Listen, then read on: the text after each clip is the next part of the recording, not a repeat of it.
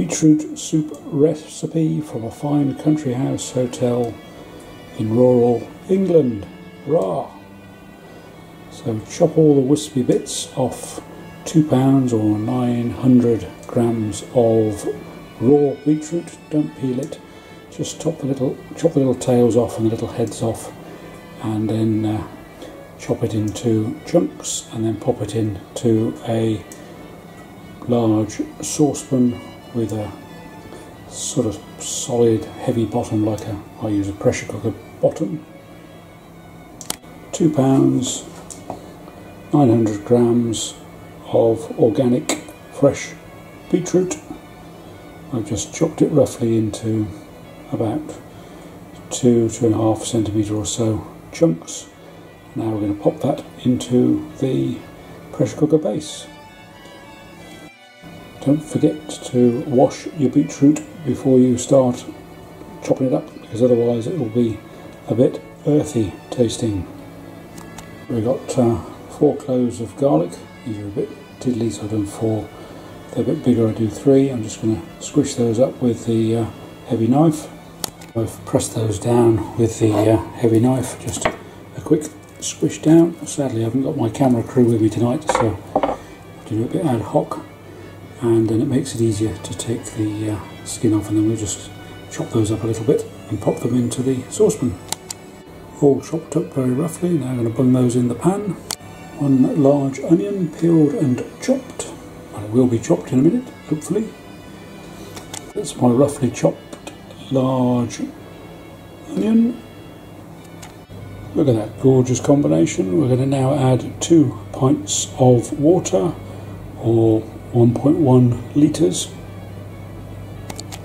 Whoops, in all my excitement I added the squeezed half a lemon too soon, so don't put the half a lemon in yet, but just put the water, beetroot, onion and garlic into the pan, bring it to the boil and then simmer for 20 minutes, and then we'll add the juice of half a lemon a little bit later on, if we remember.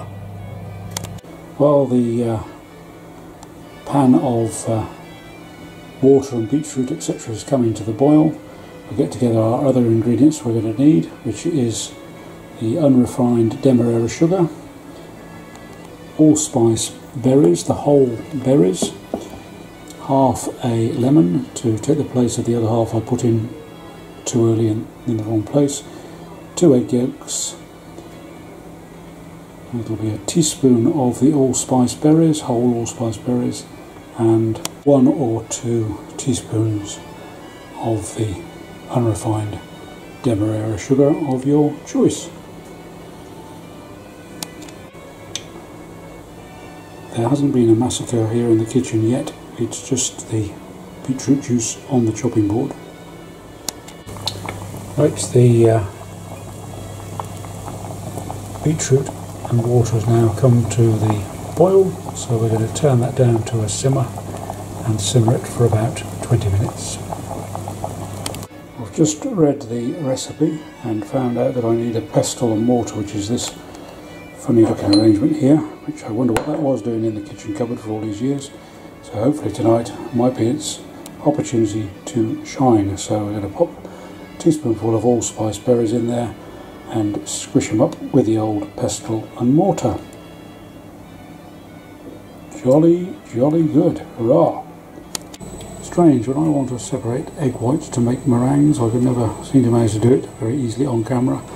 But now, tonight it's worked perfectly, so I've separated the egg yolks, so I've got 2 egg yolks in the cup here, and we're just using a little mini whisk to just whisk those up together a little bit. Now those are all mashed up, and you have to put quite a lot of pressure on, it's surprising, to break those up, but then they're all mostly squished up. I say when it's hot, it can be hot but not boiling. If it's boiling, the eggs will curdle and all our efforts will be wasted. Sad face. We're now going to strain the soup mixture into this bowl. and then we'll just swish down the pulp to get as much of the goodness as possible out of it into the bowl below, and then the pulp can then be discarded. So I've now got covered in beetroot and beetroot juice, and as you can see there, hopefully is the start of the beetroot soup. We're now going to squash this beetroot down with a back of a wooden spoon and take as much of the goodness out of it as we can into the bowl below.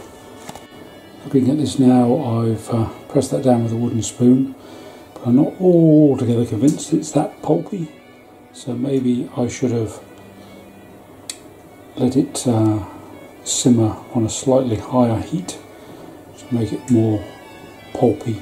But hopefully there's quite a lot of goodness down below in the clear bowl, so we'll see how it comes out.